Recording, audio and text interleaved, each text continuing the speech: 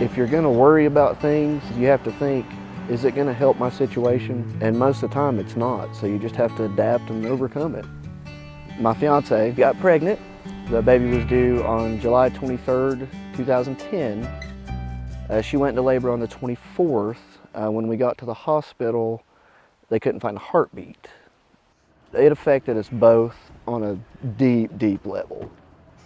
I wrecked 10 months later, driving to work around 9:30 in the morning. Deer jumped in front of me. I swerved to avoid it, hit an embankment. I absorbed most of the impact. The next thing I remember is getting pulled out of the car, hearing the EMS guy say something popped. I got upset the first time when my neurologist came and said that I would never walk again. He sent me to a specialist in Charlotte, but after like the first few tests, the doctor was like, you know, there's nothing we can do. I got upset then, but I'd already made peace with it. It's not the end of the world. It's better to hear the blunt truth than to string someone along with like some kind of hope. I mean, you can't move on from something like that when you're constantly thinking, oh, I will walk again. That's not gonna solve anything. It's either gonna happen or it's not.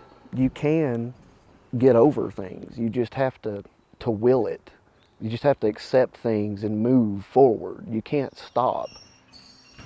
I'd always lifted weights even before the accident, just not as serious. It must have been right at 3.5 years ago is when I started taking it serious. I became addicted to the results. I was addicted to just being in there. You're just right there in that moment. It's you, the weights, and getting rid of stress, doing something positive.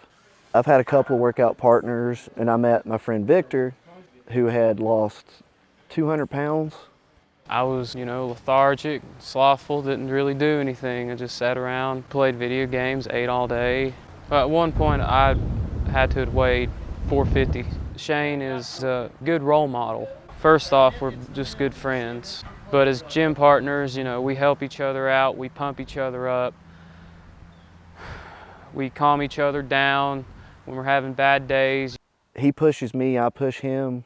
Then there's 2 other guys we work out with that they do the same. Shane's a really good mentor, and I met Shane in late 2015. And I distinctly remember one time doing some bench presses, and I was benching probably like 185. And Shane basically said, really, 185? Come on, man, let's lift some weight. He lifts a lot of weight.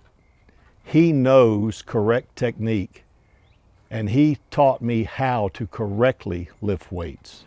I'm not an expert on lifting weights or anything, but I know enough to want to help people when I see them in the gym, and I just love to see people putting in effort. Not many people do. They'll always go to a certain point and then stop because it's hard. And then they see me and I'm in a wheelchair and I'm just blowing past the sticking points just because I have it in my mind. You're gonna keep going. I mean, nobody can stop you but you.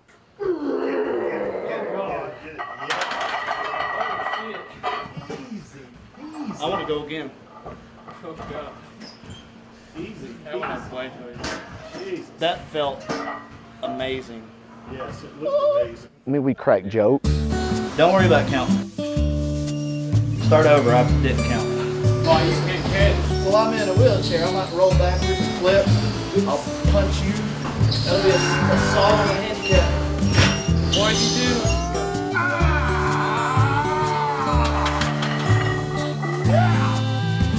That went up really good. Even without his purse.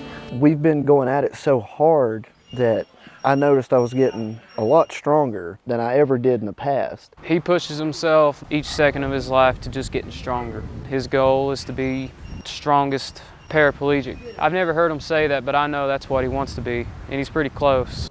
I didn't even intend on wanting to compete. It was just fun, stress relief, but now it's fun, stress relief, and there's a goal. I started looking into the Paralympics a little over a year ago, looking at videos, reading everything about them. And when I got to the weightlifting, I was shocked. I was like, man, I can do this, because I'm looking at some of the weight these guys are putting up, and I'm like, man, I can really do this. That's what I'm gonna shoot for. I'm excited to see what happens. The one thing I want people to know, if you listen to what happened to me and where I am now, in life you're given two choices, adapt or die. You can adapt, make the best out of whatever situation you're in, or you can die. You get depressed, angry, sad, you pretty much give up on life. That shortens your lifespan. I'm not wired that way. I want people to realize that things can always be worse. So it's up to you, nobody else.